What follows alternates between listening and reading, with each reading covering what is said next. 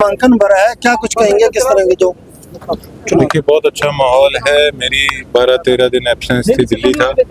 पीछे से सभी हमारे परिवार ने, पूरे टीम ने, हमारे सारे कार्यकर्ताओं ने मेरी कमी नहीं महसूस होने दी एरिया को।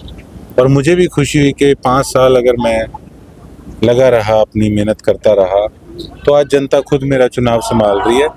तो इस चीज से कहीं ना कहीं बड़ा हौसला बढ़ता है। हाँ, गोकुल जी आप हलोपा के खिलाफ रहे हैं, हमेशा हलोपा के अपोजिट खड़े हुए हैं। आज हलोपा और इनेलो ने गठबंधन कर लिया है, कैसी स्थिति बन चुकी है? देखिए कहीं ना कहीं इस्तीफा दिया था चौटाला साहब ने किसानों के पक्ष में, और जो काली भेड़ हमारे अन्नदाताओं को कहने वाले लोग थे, अगर उनके साथ आज अलायंस करेंगे, जो उनके सामने खड़े थे, तो कहीं ना कहीं बड़ा प्रश्न चिन्ह खड़ा होता है उनके बलिदान पे।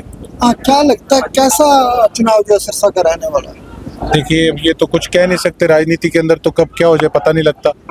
और किस प्रकार से कई लोग तो बड़े बड़े सपने ले रहे थे कि 5-5 सीटें भारतीय जनता पार्टी देगी अलायंस के अंदर, और बड़े सीना चौड़ा करके कहते थे हम तो एनडीए का हिस्सा है। तो क्या हुआ, एक भी सीट पे किसी प्रकार का समर्थन तक नहीं मिला।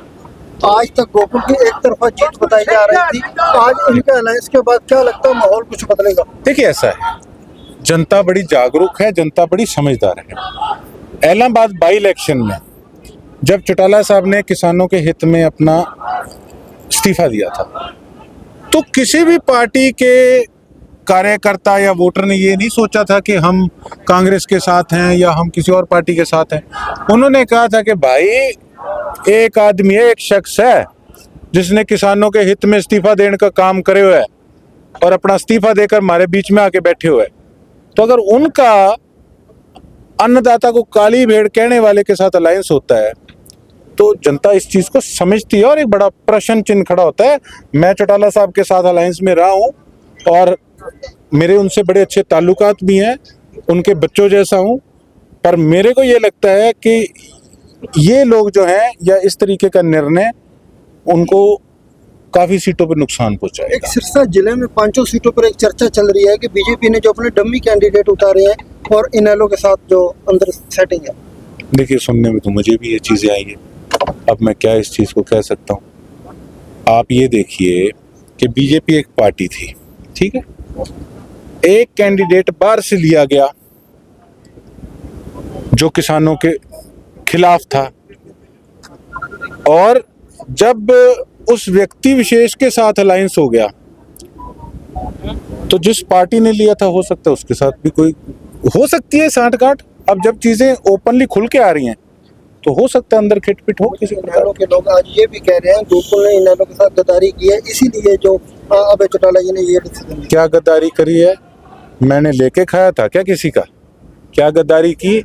एक चुनाव के अंदर अगर मैंने, हमारा गठजोड़ हुआ, मैंने अमदाद करी इलाहाबाद के अंदर, उन्होंने यहाँ मेरी अमदाद करी।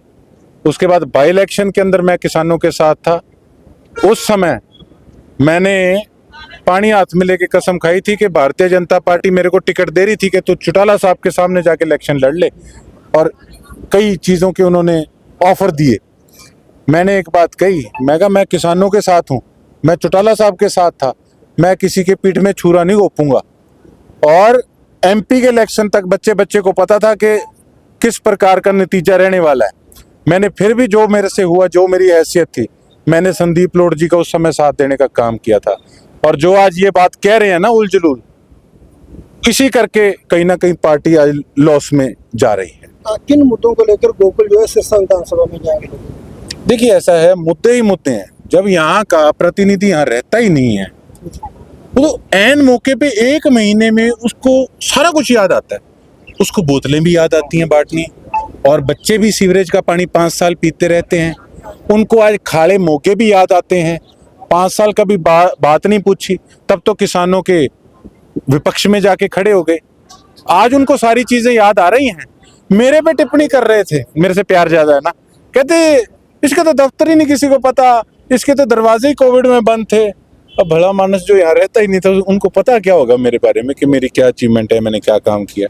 अब मुझे कहते हैं जी मेरी चिंता बहुत रहती है, मेरे से प्यार ज्यादा है। कहते हैं तो अपने कपड़े गंदे कर लेता है, कीचड़ में उतर लेता है, ये कबूतर है, ये फलाना है, ये ढिमकाना है। जब आदमी बौखला जाता है ना तो ये बौखलाहट की निशानी है। तो बौखला गए हैं। अच्छा, आज तो भारतीय जनता पार्टी के साथ उनका अलायंस भी नहीं है। अब क्यों नहीं दोनों भाई अलग अलग सीटों पे खड़े होते? पता है दिन ब दिन यहाँ हाल क्या हो रहा है।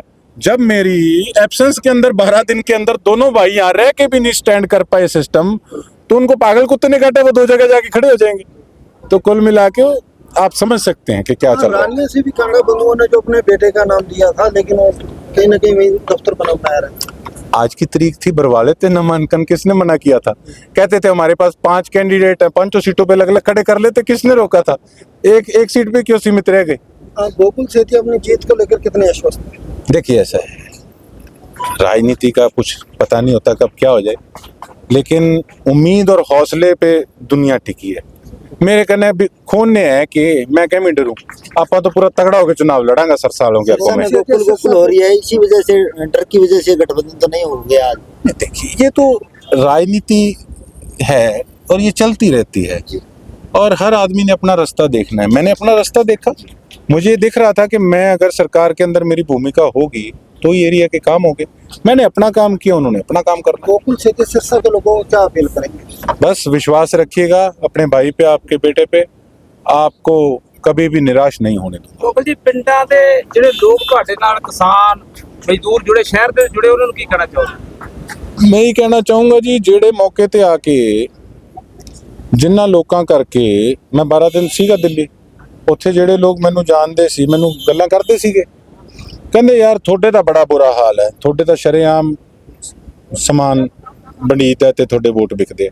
ਇਹ ਛਵੀ ਬਣਾ ਕੇ ਰੱਖਤੀ ਕਿ ਸਾਡੇ ਧਾਰਮਿਕ ਨਗਰੀ ਦੀ ਇਹਨਾਂ ਨੇ। आज जो कहते हैं कि हम तो बहुत बड़े धर्मादा करने वाले लोग हैं, ये धर्मादा है कि चुनाव से 2 दिन पहले आप नशा बांटते हो, आप पैसे बांटते हो। वीडियो पड़ी है मेरे पास, आपको दिखा दूंगा टाइम आने दो कि किस प्रकार से इन्होंने सत्यानाश किया इलाके का धर्म की आड़ में।